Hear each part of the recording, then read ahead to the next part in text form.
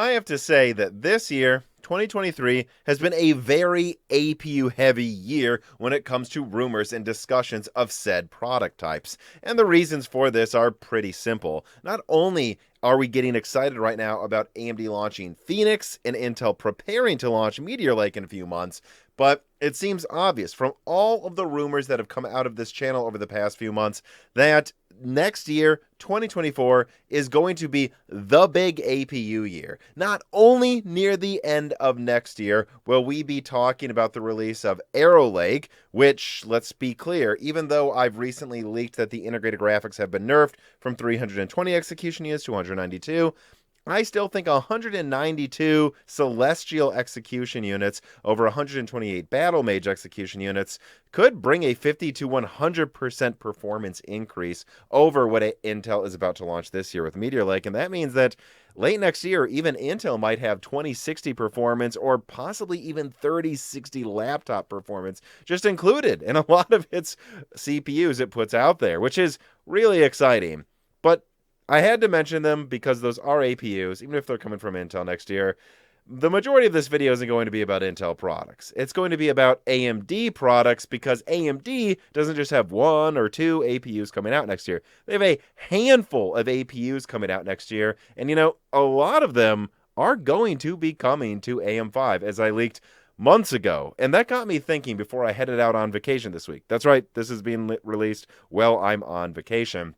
But before I headed out, I realized that we don't just have the typical 2 CCD plus IO die Granite Ridge coming, nor just the 12 core, which is 4 big cores and 8 little core Strix Point products coming out, but then we also have Phoenix or Hawk Point and a bunch of other code names as well. I think AMD has a lot of segmentation options available to them when it comes to configuring the entire Ryzen 8000 lineup. And, you know, I started thinking a couple weeks ago, man, might they go with like 16 cores near the top of their lineup and then 12 cores, but then also 4 plus 8 cores in the mid-range and then 8 cores with Vcache and then 8 cores with Hawkpoint and then a Rembrandt offering. I really wondered if AMD might not just be about to launch a ton of APUs to laptop, but some of these APUs configured specifically to save money over using a bunch of chiplets for a lot of their lineup on desktop as well. And I reached out to a few AMD sources and talked with my contributors, and I want to talk about what their lineup is likely to be next year on desktop, and I actually have some new Turin-AI details to leak today as well. But first, an ad from a sponsor. While Jessie is usually pretty good with security, I have to admit that half of the time she's more occupied with fighting with sticks and running around with balls than actually securing our house.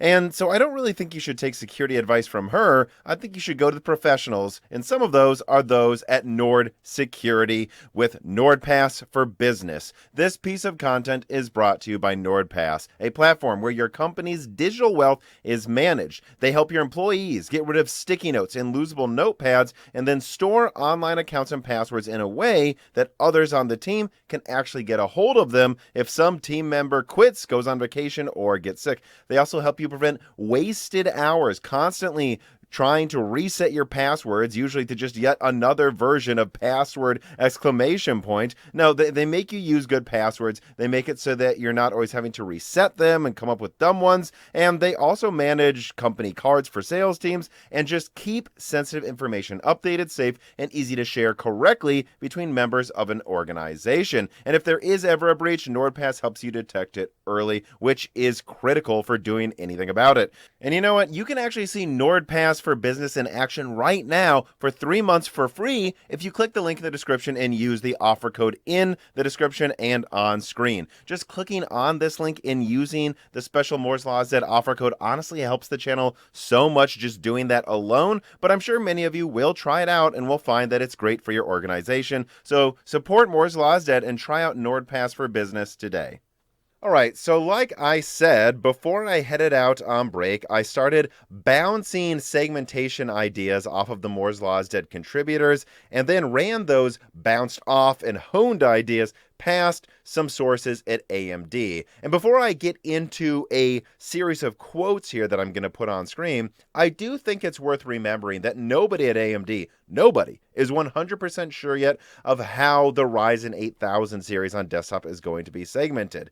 Nobody really knows 100% until a few months before they launch, because all of these little naming and die configuration things can be decided last minute. It's just not known yet. And additionally, although I did talk to a handful of people at AMD, I decided to combine their input into one large quote just to save time and also kind of to protect key details where they are coming from each individual source. But I want to stop rambling here and put this quote on screen. When I asked, what about this idea of AMD actually using like 12-core Strix APUs in the mid-range next year instead of like a 12-core Granite Ridge offering, I was told the following. First of all, well, it makes a lot of sense to trade die space, or really cache and density, for more cores on server and laptop. That doesn't always make as much sense on desktop, and even in games where the first few cores may be boosting really high, having most of the cores boost way lower could seriously affect gaming and even some non-gaming performance scenarios. Like think about it. So if you have a 45-watt APU, the fact that it's at 45 watts means under sustained workloads, most of the cores are going to be limited to below 4 gigahertz. And so if you trade density and cache to get a few more extra cores in that 45 watt TDP, it doesn't matter. They were going to go below 4 gigahertz in sustained workloads anyways. On desktop, though, on a 170 watt TDP, honestly, all 12 cores may be going past 5 gigahertz for a long time. And if in a game, instead of having the front 4 cores at like 6 gigahertz or higher, and then the back 8 cores at above 5, if now you're at more like 5.5, and then the back cores are at like 4 gigahertz or lower, yeah, I mean, you might get a lot lower performance. And so there is a very real trade-off here using C cores on desktop in gaming. Additionally, I was reminded that Strix is over 200 millimeters squared of all 4nm silicon. So even if it's monolithic, I was told the packaging costs aren't that bad, and it's very unlikely that a monolithic, especially fully enabled Strix APU of all 4nm silicon is really going to have any pricing advantage over a 12-core Granite Ridge traditionally configured CPU on AM5. And really, then, you're just wasting die space for a graphics card people might not use if your selling point, or your argued selling point, of an 8900G isn't its integrated graphics, but is actually its CPU performance, because it really doesn't cost less, and its CPU performance is worse. You really only want to sell Strix Point on AM5 if you're going to heavily market those integrated graphics, is the main reason you would get that thing. And then finally, we also have to remember that there will always be some 6-core yields of Zen 5 to get rid of, and unless they are expensive APUs that have a huge die, so they have tons of I/O, most APUs have less I/O than the AM5 counterparts. And so if you're trading some PCIe lanes, like if you're selling an 8900G and you're like, by the way, you can't populate one of the NVMe slots on your motherboard, it's hard to argue that's a premium product, again, unless you're specifically marketing it as something you would get for those integrated graphics. And so, indeed, to me, after talking about all of these ideas with some contributors and AMD sources, I do still think it will make sense for the top half of the Ryzen 8000 series on AM5 to remain as the standard 2 CCD plus 1 IO die configuration. It just makes sense. However, 4nm yields are getting so good that while there will be some 6-core yields left over to use, I don't think there's going to be as many as before. And so while it might make sense to launch an R9 8900X 12-core, I'm starting to question if it would still make sense to launch the 6-core, especially when Intel has a higher core count, or should I say thread count really, advantage in the low end right now that AMD's had trouble competing with.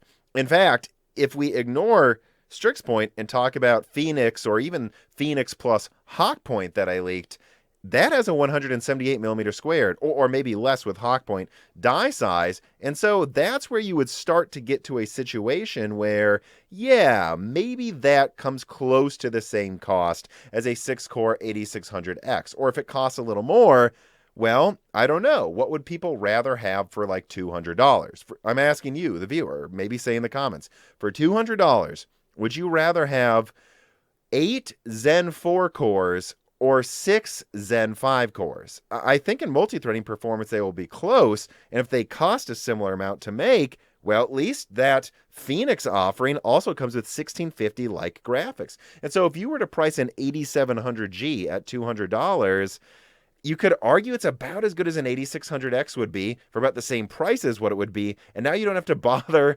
launching these horrible low-end graphics cards like a 6500 XT that basically their price comes down to what RAM prices are that month. AMD probably doesn't want to make those anymore. And so, well, I don't think an 8900G makes sense to be made cheaply, although they might still make it and sell it to you for a premium price.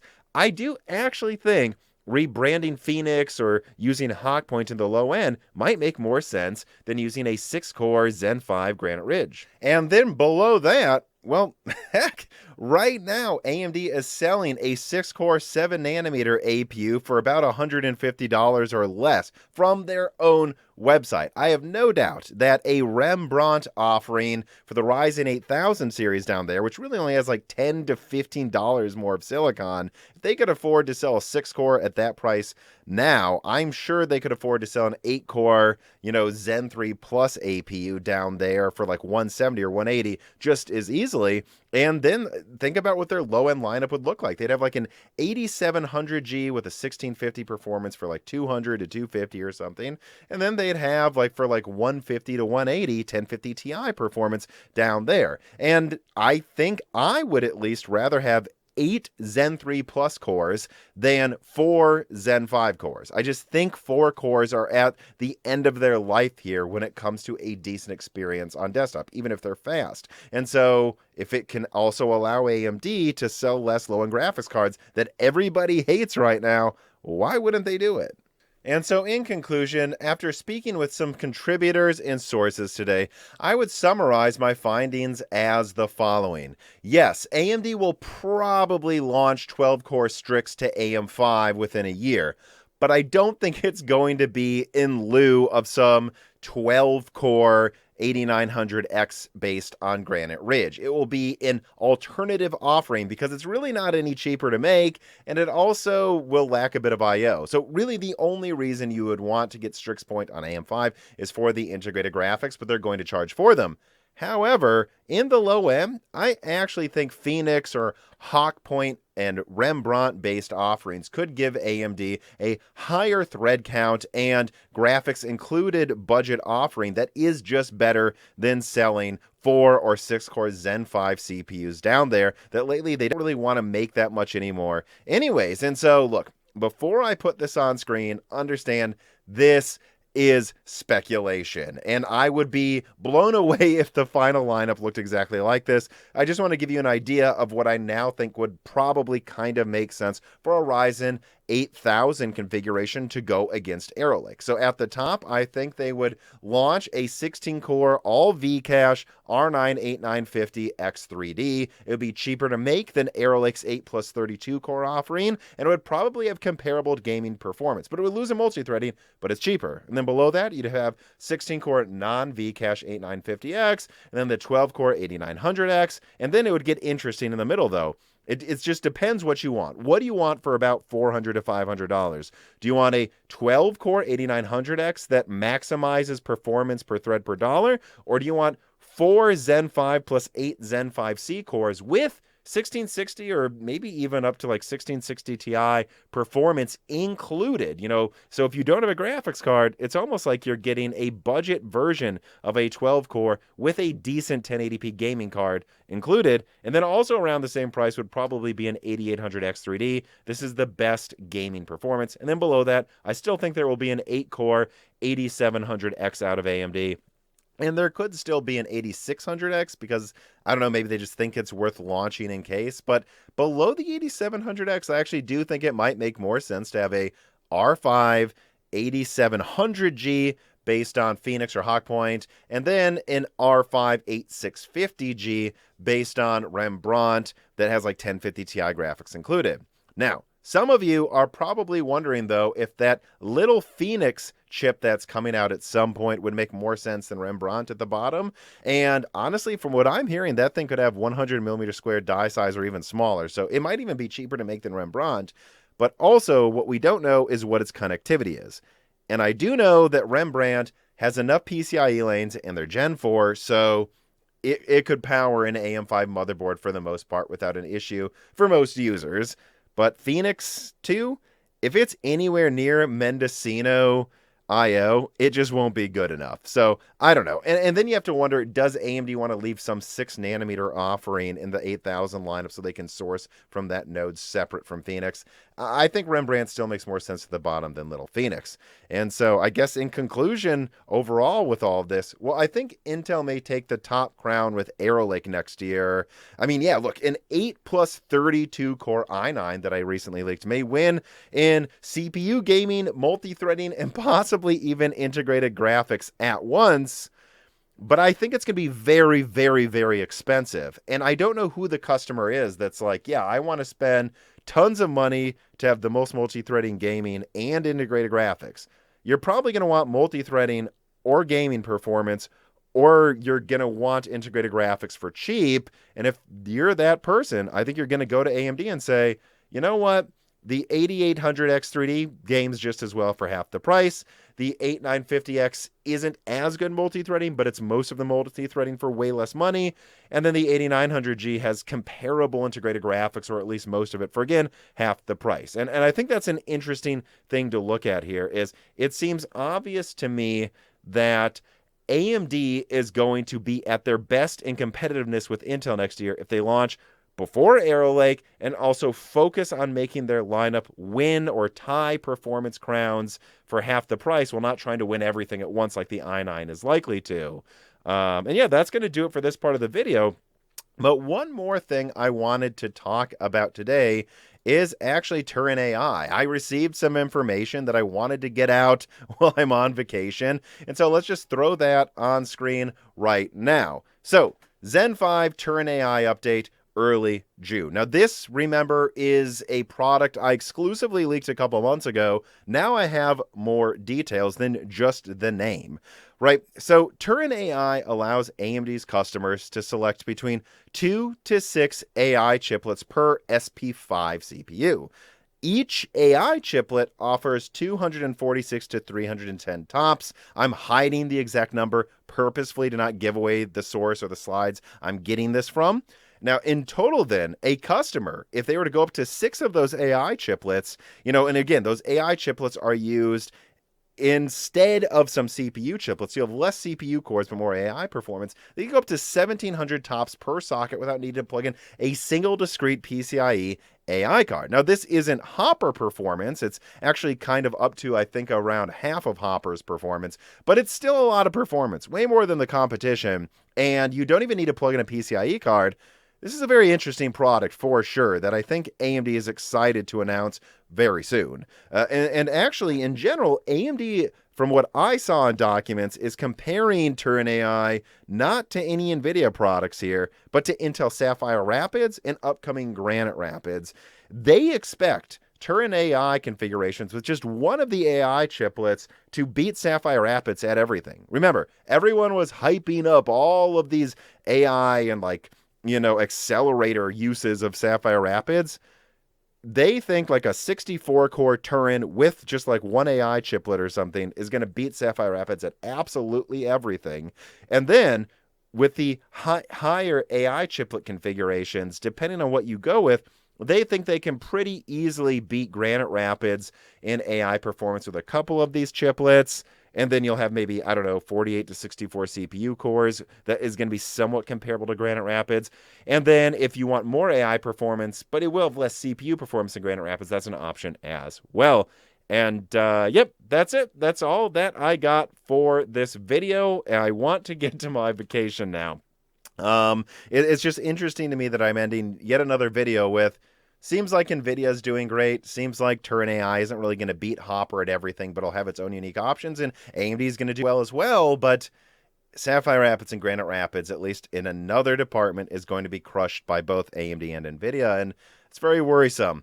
But that's all I have to say. I want to thank NordPass for sponsoring this video again, and I also want to remind everybody that though I am on vacation, a new die shrink just came out for patrons, and a new ad-free Broken Silicon will be dropping early, well, now as well for patrons. If you have the extra money, there's tons of exclusive content that is ad-free for you if you just have $2 or $4 a month.